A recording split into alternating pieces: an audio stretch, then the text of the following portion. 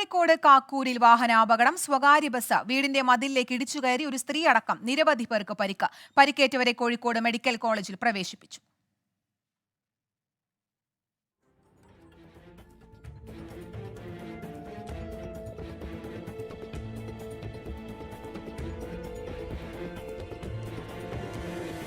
രാഹുൽ സുരേഷ് ചേരുന്നു കൂടുതൽ വിശദാംശങ്ങളുമായി. രാഹുൽ, എങ്ങനെയാണ് ഈ അപകടം ഉണ്ടായത്? പരിക്കേറ്റവരുടെ ആരോഗ്യനില ഇപ്പോൾ എങ്ങനെയാണ്?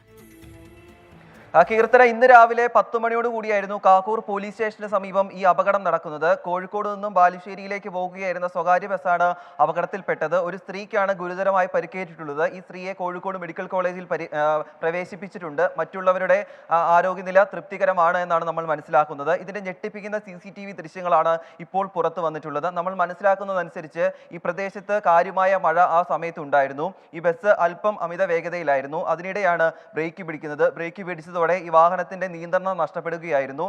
ഇതിൽ ദൃശ്യങ്ങളിൽ വ്യക്തമാണ് 3 ബൈക്ക് യാത്രക്കാർ തലനാരിഴയ്ക്കാണ് രക്ഷപ്പെട്ടത്. ഈ വാഹനം നിയന്ത്രണം വിട്ടതോടുകൂടി വലത് സൈഡിലാണ് ഈ ബൈക്ക് യാത്രക്കാർ നിൽക്കുന്നത്. അവരുടെ തൊട്ട് സൈഡിലൂടെയാണ് ഈ വാഹനം നിയന്ത്രണം വിട്ട് സമീപത്തുണ്ടായിരുന്ന ഒരു വീടിന്റെ മതിലിലേക്ക് ഇടിച്ചു കയറിയിട്ടുള്ളത്. ഈ വീടിന്റെ മതിലും 2 മരങ്ങളും ഈ ഇടിയുടെ ആഘാതത്തിൽ തകർന്നിട്ടുണ്ട്. ബസിന്റെ മുൻഭാഗവും പൂർണ്ണമായും തകർന്നിട്ടുണ്ട്. കീർത്തന.